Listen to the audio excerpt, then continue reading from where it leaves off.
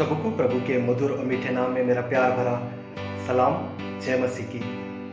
मैं reverend punish Daniel सामर्थ ministry से आज आप लोगों के सन्मुख पुनः उपस्थित हुआ हूं कि परमेश्वर की महिमा एक कविता के द्वारा कर सकूं।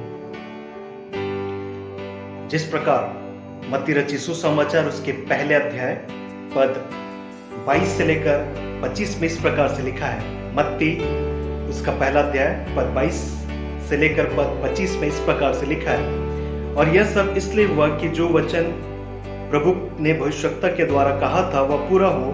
देखो, एक कुंवारी गर्भवती होगी और एक पुत्र जनेगी, उसका नाम इमानुएल रखा जाएगा, जिसका परमेश्वर हमारे साथ। तब यूसुफ नींद से जाग कर प्रभु के दूत की आज्ञा के अनुसार अपनी पत्नी को अपने पास ले आया, और जब तक वह पुत्र न जनी तब तक वह उसके पास न गया, और उसने उसका नाम यीशु रखा। कविता इस प्रकार से है। खुदा ने प्यार यूं दिखाया है। क्रिसमस जो कविता मैं आप लोगों के सन्मुख में रखना चाहता हूं, उसका शीर्षक है खुदा ने प्यार यूं दिखाया है। खुदा ने प्यार यूं दिखाया है कि वे खुद ही जमीन पे आया है। खो गया जग गुनाह की रातों में, एक सितारा सा जगमगाया है। जिनको शोहरत मिली न दुनिया में, उसका दर्शन उन्हीं ने पाया है। उसको चाहत नहीं महलों की, उसने चरनी से दिल लगाया है। जग है लाशों की उजड़ी बस्ती सा, देने जीवन को सबको आया है। जिंदगी हर किसी को मिल जाए, मौत को भी गले लगाया। खुदा ने प्यार यूं दिखाया कि वे खुद ही जमीन पे आया। खुदा ने प्यार यूं दिखाया कि वे खुद ही जमीन पे आया।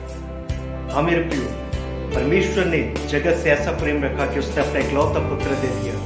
हमारे लिए अपने इकलौते प्रेशियस सन, बिगॉटन सन को उसने इस संसार में दिया। हम परमेश्वर पिता का धन्यवाद करते हैं कि परमेश्वर ने हमसे प्रेम किया कि अपने पुत्र को इस संसार में दे दिया हो।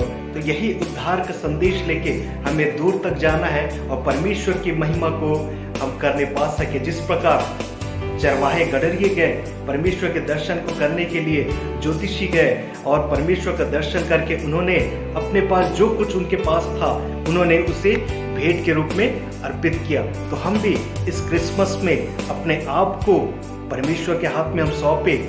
लोग अपने हृदय रूपी उस चरनी को खोलें ताकि प्रभु का जन्म उनके हृदय रूपी चरनी में हो सके। अवश्य रूप से ये हमारा उत्तरदायित्व है कि हम प्रभु के उस उद्धार के संदेश को उन तक पहुंचा सके। परमेश्वर ने हमें जिम्मेदारी दी है, इस जिम्मेदारी को हम वहन करने वाले हो सके और इस क्रिसमस में हम परमेश्वर के उस ऊंचे और बड़े नाम को ऊंचा उठा सके, उनके उद्धार के, उनके जन्म के उस संदेश को उन तक पहुंचा सके। क्या आप इस साल सुसमाचार प्रचार के लिए आप आगे बढ़ेंगे? क्या इस साल आप क्रिसमस में परमेश्वर के उस उद्धार के संदेश को उन तक पहुंचाएंगे? अवश्य रूप से ये हम प्रत्येक विश्वासी का एक कर्तव्य बनता है कि इस उद्धार के संदेश को हम उन तक पहुंचाने वाले हो सके। मैं रेवरेंड पनिश डेनियल सामर्थ मिनिस्ट्री से आपसे विदा लेता हूं। प्रभु आप सबको आशीष बरकत प्रदान करे। आमीन। शालोम।